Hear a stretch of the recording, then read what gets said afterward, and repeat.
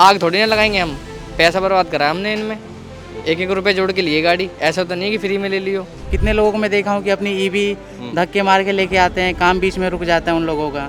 ये 2 सालों से मैं देख रहा हूँ, इसमें तार आर कुछ है ही नहीं, ऐसी नाबालग वैसी पड़ी हुई है सब मशीनें। नोएडा में जो भी कमर्शियल गाड़ियां हैं ओला उबर में, ये सब सीएनजी में चल रही हैं। कोई इस तरीके का नियम आता है जिसमें जो फ्लीट है या फिर जो व्हीकल है किसी भी कमर्शियल सेटअप में, अगर उनसे कहा जाता है कि वो सीएनजी या फिर वो ईवी की तरफ शिफ्ट हो जाए, तो उसके लिए इंफ्रास्ट्रक्चर हमारा कितना सुदृढ़ है, कितना स्ट्रांग है, आपके सामने। 1 जनवरी 2026 से उत्तर प्रदेश का वो हिस्सा एनसीआर में जो लगता है, जैसे कि गाजियाबाद हो गया, नोएडा हो गया, यहाँ पर एक नियम लागू हुआ कि अब कमर्शियल जो व्हीकल हैं उनमें डीजल और पेट्रोल की गाड़ियाँ और तिपहिया वाहन जैसे कि ऑटो रिक्शा वो इस्तेमाल नहीं किए जाएंगे।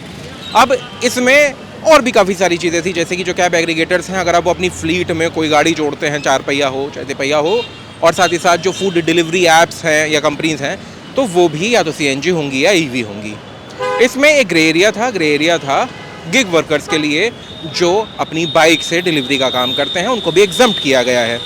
नियमावली उनके लिए भी है। तो काफ़ी सारी चीज़ें थी जो इस पूरे आदेश के बाद होती हुई दिख रही थी। वो ये कि जो कंपनीज हैं उन पर क्या इससे बोझ पड़ने वाला है, या फिर जिसके कारण से ये सारी कवायद की गई है, दिल्ली की हवा और एनसीआर की हवा, क्या वो थोड़ी बेहतर हो रही है।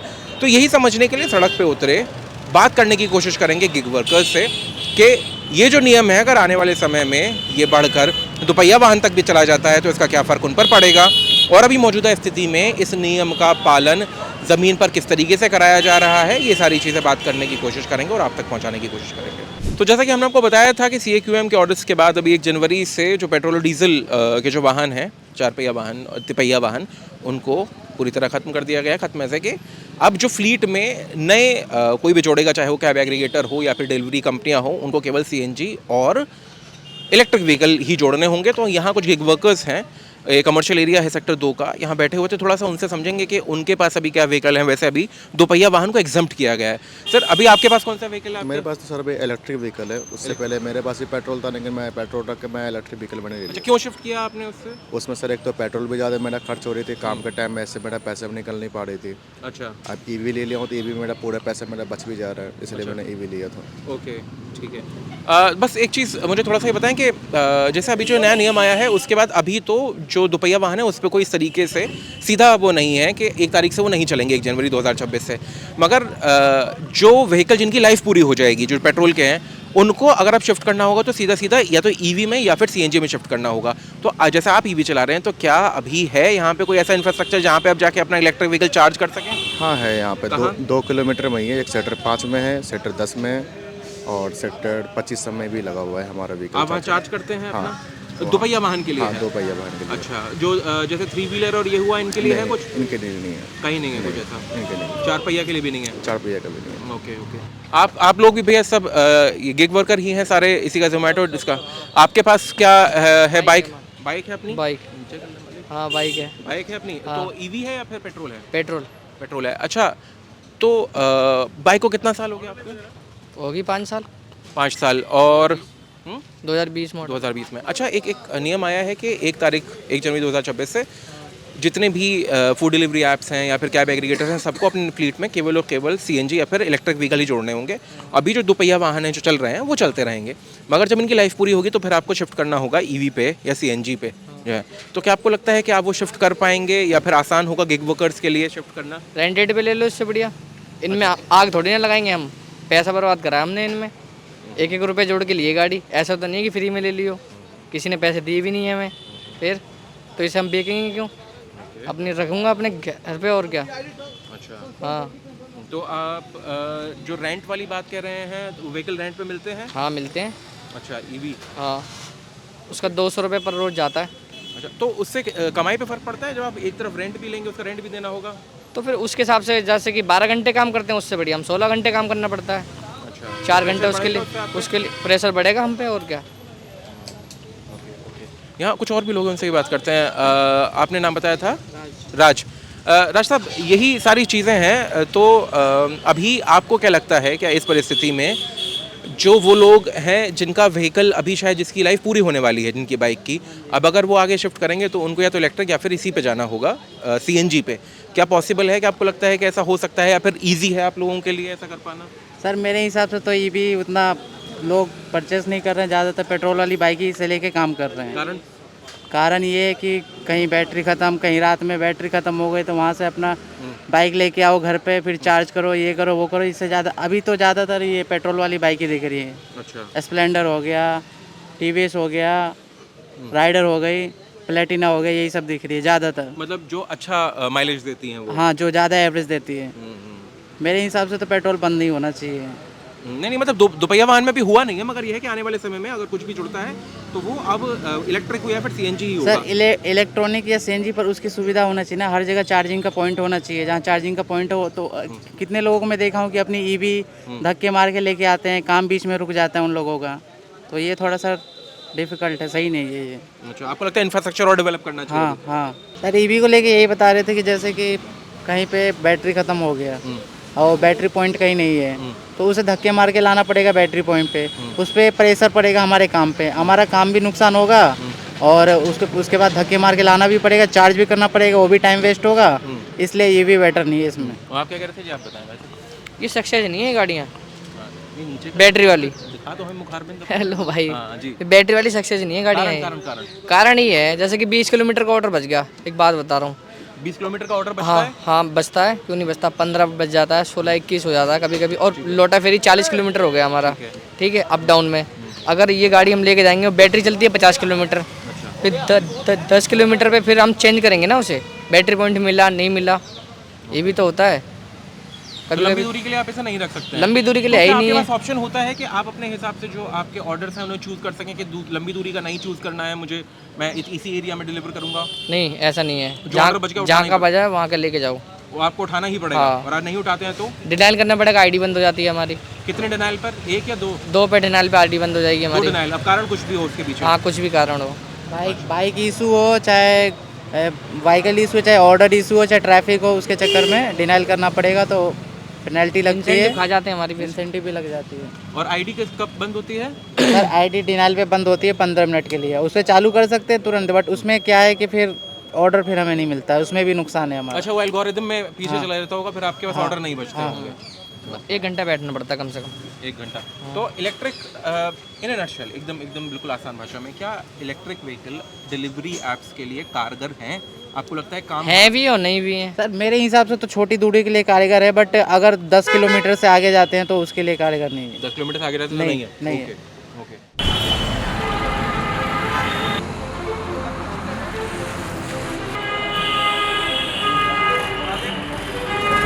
अब जब ये बात चल ही रही है कि आने वाले समय में जो कैब एग्रीगेटर्स हैं या फिर डिलीवरी कंपनी है उनको अपनी फ्लीट में केवल सीएनजी या फिर ईवी ही शामिल करनी होंगी, तो हमने सोचा कि आपको थोड़ा सा जो इलेक्ट्रिक व्हीकल्स के लिए चार्जिंग का इंफ्रास्ट्रक्चर है वो भी दिखा दें। तो आपको पीछे जो दिख रहे हैं ये गाड़ी चार्ज करने के लिए कम और प्रचार के लिए ज़्यादा दिखते हैं ये स्टेशंस। और दूसरी एक और चीज़ जो कि यहीं पर जो चार्जिंग इसका पार्किंग का काम देखते हैं वैसा वो मिले, वो कुछ अच्छी चीज़ें बता रहे हैं इनके बारे में। तो सर ये कितने सालों से बंद पड़े हैं सर? 2 साल हो गए इसे।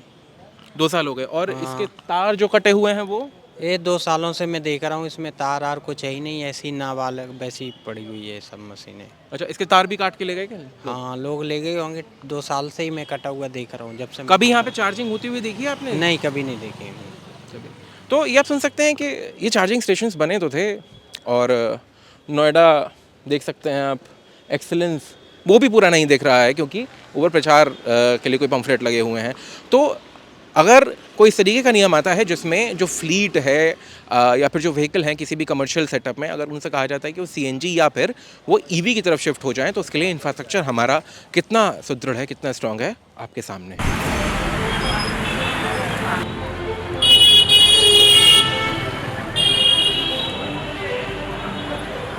अभी हम मौजूद हैं नोएडा सेक्टर 18। ये मैक्स हॉस्पिटल वाला चौराहा है, जो नोएडा से वाकिफ़ हो जानते होंगे मैं किस जगह की बात कर रहा हूँ। ये अट्टा मार्केट से जब आप चलते हैं सेक्टर 16 की तरफ तो ये चौराहा पड़ता है, काफ़ी भीड़भाड़ वाला इलाका है। और जैसा कि हमने आपको बताया था कि अभी जो नए नियम लागू हुए हैं 1 जनवरी से, उसी के बारे में बात करने के लिए यहाँ पे हमें मिले हैं ट्रैफिक इंचार्ज। इनसे थोड़ा सा पूछेंगे और समझेंगे कि अभी ज़मीन स्तर पर ये कार्रवाई किस तरीके से चल रही है। सर ये जो भी नियम आया है 1 जनवरी से, ये ज़मीनी स्तर पे कार्रवाई किस तरीके से चल रही है? क्या लोगों को रोका जा रहा है, चेकिंग की जा रही है? इसमें नोएडा में जो भी कमर्शियल गाड़ियां हैं ओला उबर में, ये सब सीएनजी में चल रही हैं। अधिकांश। हाँ, अधिकतर गाड़ियां सीएनजी में चल रही हैं। कुछ एक गाड़ियां हैं जिनकी चेकिंग चल रही हैं और उनको चेकिंग करके बंद किया जा रहा है। और जिन गाड़ियों की वैधता 10 बरस डीजल में और 15 बरस पेट्रोल में समाप्त हो गया है, उनको हम लोग सीज करके थाने में बंद कर रहे हैं। अच्छा, तो क्या अभी ये 1 जनवरी से ये जो पूरी मुहिम है ये थोड़ी सी तेज़ हुई है, इसमें सख्ती आई है, इसमें कुछ परिवर्तन आया है? 1 जनवरी 26 से ये प्रक्रिया और तेजी से आई है। इसमें थोड़ा तेज काम किया जा रहा है ताकि इसका परिणाम अच्छा आए। सर, बस एक आखिरी चीज़ वो ये कि ज़मीनी स्तर पे इससे क्या दिक्कतें आती हैं? जैसे जो गिग वर्कर्स हैं या फिर जो ओला उबर चलाने वाले हैं, वो अपनी आजीविका उससे कमाते हैं और दिल्ली का प्रदूषण हर साल होता है, जिसको लेकर ये पूरा का पूरा नियम आया था। तो क्या उनकी तरफ से कुछ ऐसी चीज़ें कही जाती हैं जिसकी वजह से आपको भी लगता है कि इन जो पूरे नियम आते हैं इनके अंदर कुछ परिवर्तन हो सकता है? क्योंकि आप सही में 2-4 होते हैं उन लोगों से जिन पर असर है इन नियमों का। और सही है, कुछ गाड़ियां पहले से पेट्रोल में और डीजल में हैं, तो उनके लिए उसमें सीएनजी लगा लेंगे, कोई ये बड़ी प्रक्रिया नहीं है। तो सीएनजी लगा लेने का प्रदूषण मुक्त हो जाएगा और गाड़ियां भी सीएनजी में चलने लगेगी। तो ये प्रक्रिया ओला उबर और जो भी कमर्शियल व्हीकल्स हैं उनमें 90% तो पालन हो रहा है, 10% है वो लोग भी अपना सीएनजी लगवा लेंगे। ऐसा 1 तारीख से ये निर्देश जारी हुआ है जिसमें हम लोग कार्रवाई करा रहे हैं।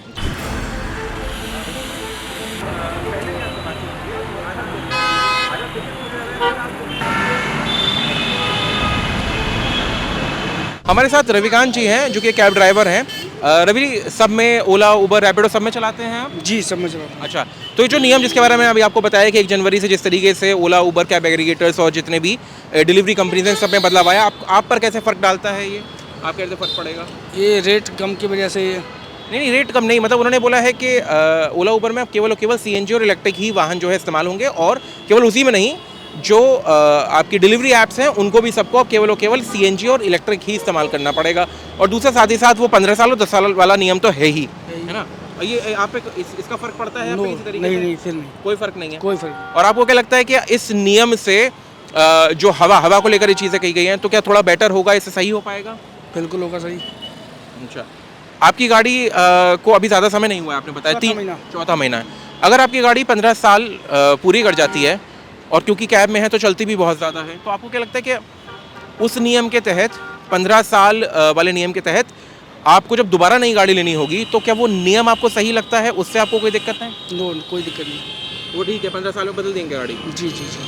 अच्छा, तो सुना आपने गिग वर्कर्स को, साथ ही साथ हमने कोशिश की कि एक ओला उबर या फिर जो कैब ड्राइवर हैं उनसे भी आप बात करने की कोशिश करें, उनकी भी बात आप तक पहुंचाने की कोशिश करें। तो सबका मोटा मोटी यही कहना है कि ये जो नियम है इससे खासा कोई सीधा अभी उन पर कोई प्रभाव नहीं पड़ रहा है गिग वर्कर्स पर, ऐसे कि उनको लेकर कोई नियमावली उस तरीके की है नहीं। और ओला और उबर जो चला रहे हैं अधिकांश लोग वो सीएनजी की गाड़ियाँ ही चला रहे हैं।